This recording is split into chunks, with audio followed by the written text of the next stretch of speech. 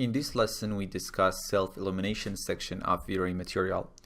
We are working with the same scene from the previous lesson. I've just changed the light multiplier to about 20. So let's open up our material browser and create a new VrayMtl. You can simply right-click in the active view and add any material or map that you want. Now let's apply the material to the dragon and let's run the active shade. By default, self-illumination is set to black, so the surface won't emit any light. But if I change the black color to anything other than black, we start to get self-illumination and the surface start to emit light. We still have our diffuse color set to gray, and that affects the shading of our object. But if I change the diffuse color to black, now we have a pure light source. Obviously, we can use a map to control self-illumination if I wanted to. We have this GI checkbox, which is enabled by default, and it allows self-illumination to affect GI rays.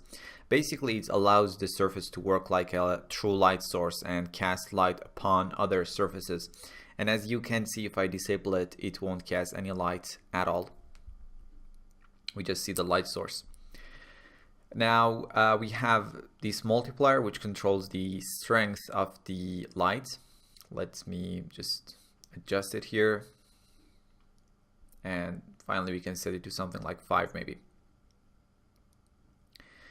It's recommended when wanting to have a light emitting object in your scene to use the mesh light, which we discussed in the lighting section. Because it's faster and produces more noise-free results. But having the self-illumination option here lets you combine it with the other parts of the VrayMtl. In this case, let's use a reddish color like 232, 0, and 12 as our diffuse color. And let's maybe add some reflection. And we can make the reflections a bit blurry. Set the self-illumination multiplier to something like 4 maybe. Now let me use BW26 as our illumination map.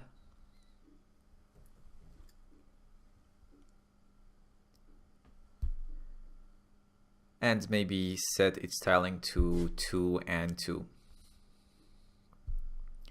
The map is black and white, so where the map is white we get self-illumination, and where it's black there would be no self-illumination, and we'll see the underlying material.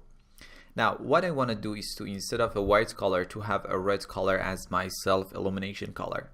So let's add a mix map, set the first color as black and the second color maybe to something like 255, 14 and 14, so a strong red color. Let's use our texture as the mix amount here. So where the texture is black, the black color will be used, and where it's white, the orange color or the red color will be used. Now if you connect the mix map to the self-illumination port, the result would be something like this. Now to fix the UV mapping, let me add a V-Ray triplanar texture, which lets you project one or more texture along the object space axis. And it's amazing if your object doesn't have a proper UV mapping and you don't have time to do UV mapping. This is amazing. Now let's connect our mix map to the first texture slot of the triplanar texture, and as you can see, it immediately fixes the map on the object. So that's what we have. We'll be discussing triplanar texture in detail later on, one of the most amazing features in V-Ray. So that's about self-illumination section of the VrayMtl, and I will see you in the next lesson.